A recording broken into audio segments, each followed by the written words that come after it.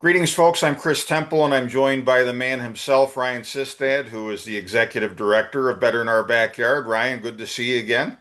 Good to see you too, Chris. I appreciate you having me on again. We're working hot and heavy toward your first annual mining and energy expo that you've got set up for the Radisson Blue Hotel right by the Mall of America. Hop, skip, and a jump from the Minneapolis St. Paul Airport. Before we get into the details of that, though, I want people to get a sense, a little bit deeper level of what Better in Our Backyard is all about, what makes you tick, and so forth.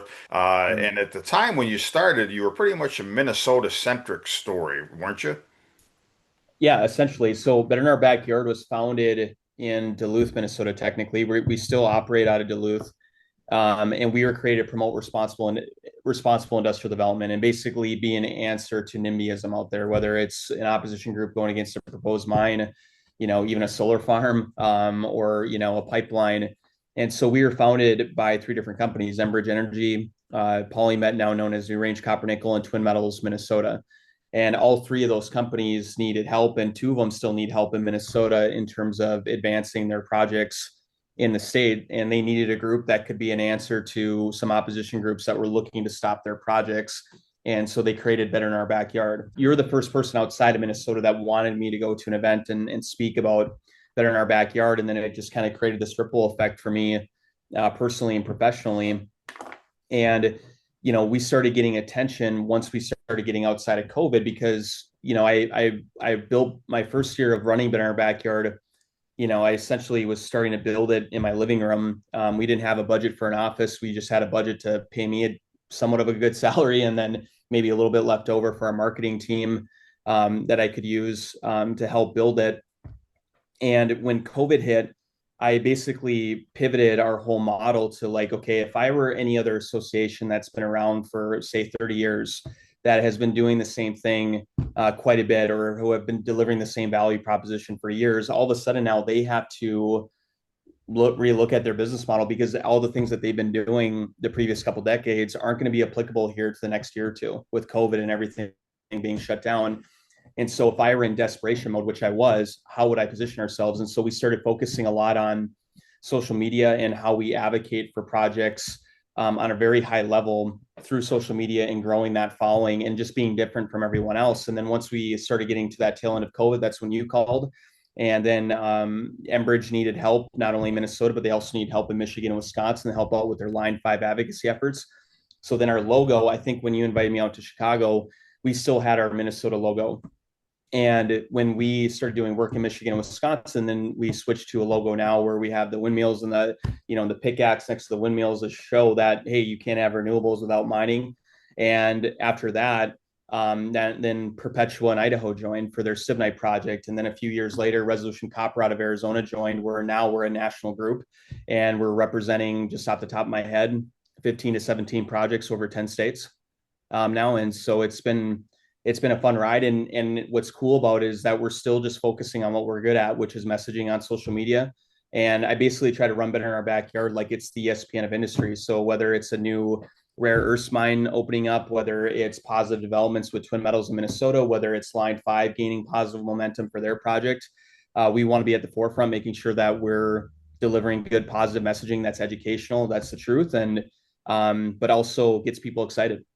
Well, and education is a big thing, Ryan. I don't have to tell you that because there's been this mental block with a lot of the American people. Not, and it's beyond people who are just knee-jerk against anything to do with mining or energy or nuclear power or anything like that. Just Joe Sixpack and Sally Soccer Mom, I think, don't deal with it because, with very few exceptions, the U.S. economy for the last couple of three generations now has not really been focused on extractive industries. It's not just sneakers and electronics and t-shirts and Christmas toys that we outsourced over the last few decades to China or Bangladesh or Russia or whatever. It's all the rest of this stuff. And so now getting it back, there's a learning curve, and you guys are an important part of that learning curve is to help break. And I was talking to one of the other speakers we're going to have at the expo, and one of these series of videos that we're sharing with folks as we count down to the 1st of October, that we got to get over this milk comes from a grocery store kind of attitude. and get people to understand how these things are made. This cell phone or smartphone that they have in their hand. There's 30 some odd different metals and minerals just in that phone, let alone when you look around you and the things that we wear, the cars that we drive, the appliances that we have. Everything comes one way or another from the ground that we use in our daily lives, and you're a big part of that. So, as you've been transitioning more from Minnesota-centric organization at the outset now to a national organization, happily that is coming about at the same time that some of these things are coming out more into the forefront. I said back when former North Dakota Governor Doug Burgum was tapped to be the Interior Secretary and a whole lot more because he's also on the president's national security team, among other things, that we're going to have the best policy environment, I think, tailwind of our lifetimes. I mean, I'm twice your age plus a little bit more, I guess it is now. But I've not seen anything like this. You certainly haven't. And it's good. I mean, there's a lot of work to be done. There's a lot of hurdles still to jump over. So give us a sense of how you've seen, even in your time doing this, Ryan, in the last several years, how you've seen attitudes start to change among regulators and elected officials. I love that question because one thing that I noticed between, when there was a switch in administration is that, underneath the previous administration, there wasn't that much positivity at different conferences. It wasn't like people were negative. I would argue that people in the mining and energy sectors, they know that they're serving a great purpose.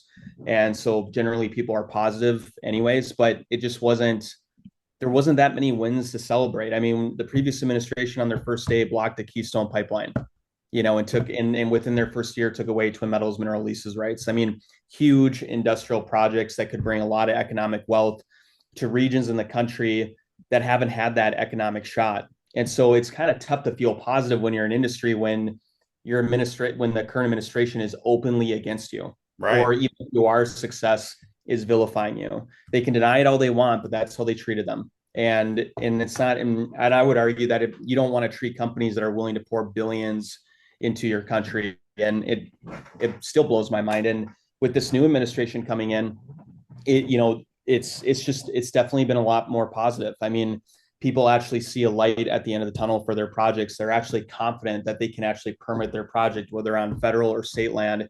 At least that's what I've seen. And yeah, the general feedback or what I've seen is that not that the energy was bad before, but the energy is extremely positive now. Well, and it's important. I mean, we've got a lot of things that are coming together all at the same time that really go beyond President Trump and his team, and certainly a far more friendly overall environment toward a lot of industries, not just extractive industries, than what we saw under President Biden. But, we've got geopolitical issues. We've got the world that is fragmenting. We're retreating from the globalization regimen that we've pretty much lived under in one form or another since pretty much the end of World War II. We've got a lot of economic issues involved, and what I see is important, and we're going to talk about this and so many other things, folks, at the Mining and Energy Expo. So be sure if you've not already registered that you follow the link that we've got with this interview and register and come and join us. But we're seeing an administration that realizes that, especially with the security issues of not being able to provide for ourselves, we import the majority of finished rare earth products, antimony, tungsten, and now those things are being embargoed. So, we've got a lot of catching up to do to get to a place where we can better provide for all of our own needs, for industry, for infrastructure, for energy, electricity, for national defense, all these different kind of things. And so it's timely that these things happen in your circles, and you guys have been very proactive, public relations wise, which is great. You're getting to become better known. I regularly talk to mining and energy companies that aren't anywhere near Minnesota, and more often than not, when your name comes up, oh yeah, I've heard about that. I'd like to learn more. So that's a good thing, and it speaks well to your efforts, Ryan. You've helped to augment those things by putting together a lot of different functions. You had I didn't make this year's like I did last year. I got up to this part of the country a little bit late, but you had recently a gathering on Lake Superior. You had a little dog and pony show and get together and networking thing on the Vista Star is the name of the Yeah. ship, right? Yep. Out of Duluth Harbor. You have Congressman Stauber, Congressman Tiffany, other regulators there, and so forth. And I'm happy to see that you've gotten a lot of these elected officials that are on board with what you're doing. Yeah, well, it's been fun. I mean, yeah, with our last Vista event, we had over 200 people show up on a boat, and Congressman Tiffany out of Wisconsin and Congressman Stauber, who's my congressman and my favorite congressman, well, tied with Congressman Tiffany, showed up to the Vista event talking about what they're doing for permitting reform under this new administration, what they're doing to help increase domestic critical mineral production here in the U.S. and how we can be energy dominant again as a country. And our Vista event has been a success. We have an annual dinner in Duluth that gets now it's getting over 500 people every year. And then we have a little annual golf event that we do in September, which is happening here already here in a month.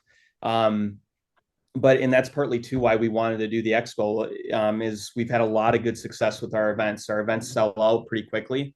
And, now that we are bringing in members outside of Minnesota now, like to your point earlier, that we're having companies recognize our work or not necessarily our work, but just even the name is a huge win to say, oh yeah, like my buddy was talking about this, and then all of a sudden now they're going on our pages and they're checking us out. And all of a sudden now they want to become part of that. And so to add to what we're doing digitally, I wanted us to create an event that is applicable to the Chris Temples of the world and to other CEOs or other mining companies or energy companies where it's worth their time to fly out. It, like you said earlier, it's the Radisson Blue is right next to the Minneapolis airport. And I just wanted to make this a nice, quick 2-day conference or 3-day conference. Right now, basically, it's a day and a half where we start out on Wednesday night. We have a full day agenda for a Thursday on October 2nd, and then a Friday morning breakfast reception. And long term, I want to turn this into a 2 or 3-day full event where it makes sense for companies to fly in and they stay for a few days and then they fly right out where they don't have to hop in a car for a few hours or, have a lot more logistics when they land. It's just the event is right there. It's quick. Yeah. They can meet a lot of good contacts and then take off. And the disciplines that I use to build our events here in Duluth, I mean, because we had to start from scratch somewhere. So like our dinner, for example, when I first did that, we had 80 people show up. We weren't even charging for tickets, and now we're having over 500. And I'm applying some of those same disciplines to this expo where, yeah, the first year, I hope like it's going to be a success. We're going to have a good amount of people there, but hopefully 3-5 years from now, this is something where it's a must attend conference or expo for anyone in the mining and energy sectors.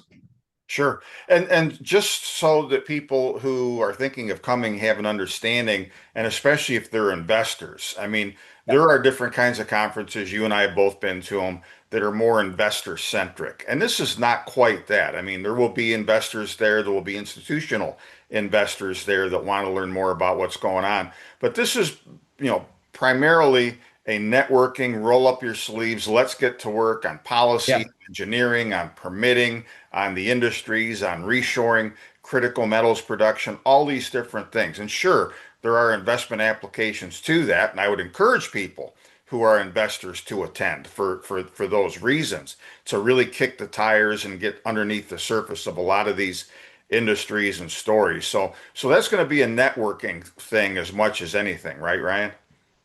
Absolutely. And then my original vision for it, and it's still there, is almost as if, you go to a conference with trade show booths and then you go to a conference that is very investor centric.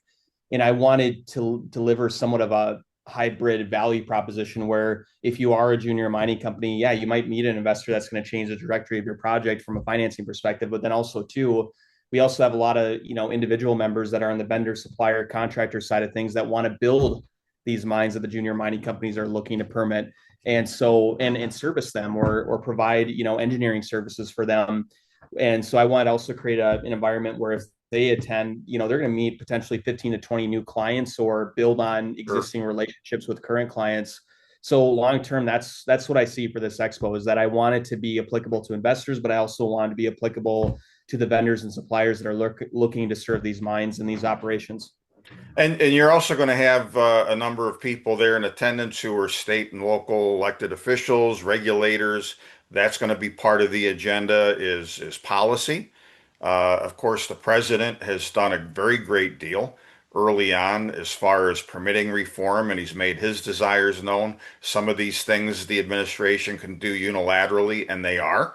Others that can't be done unilaterally, he's pushing congressional leaders to make things better because, up until now, regrettably, the U.S. has been one of the worst places in the world to get projects permitted. Things take 20 years from start to finish. And especially in our litigious society, a big part of this going forward still, there's been some early fruits to this effort, but a big part of it going forward still is going to have to be tort reform. And there's going to have to be limits on who can sue to stop a project for no other reason than that their left-wing donors are paying them to do this kind of thing, even if they have no legitimate reason to do that. So, I mean, a lot of these things are going in the right direction.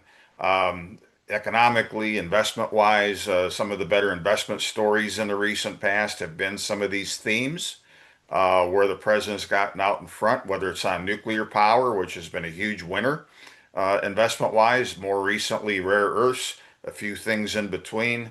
There's a lot of good stuff going on, and it's very important for our economy. It's important to broaden our tax base, provide a lot better, higher paying jobs as we start to rebuild these industries, et cetera. So, in closing, Ryan, and again, folks, I can't stress enough that if you have an interest, whether you're in the industry, whether you're an investor, maybe a little bit of both, this is something you need to plug into, you need to attend.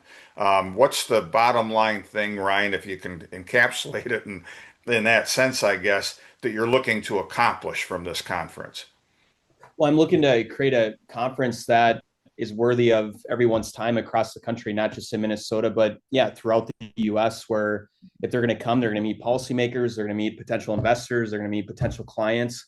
I just want to create a good, efficient event where they can fly in, fly out, and learn not only learn more about Better in Our Backyard, but just learn about the policies and projects that are taking place across the US. Like one of the things that I'm most excited about is that we're having Stillwater Critical Minerals out of Montana coming in, Perpetual out of Idaho is coming in, Resolution Copper out of Arizona is coming in.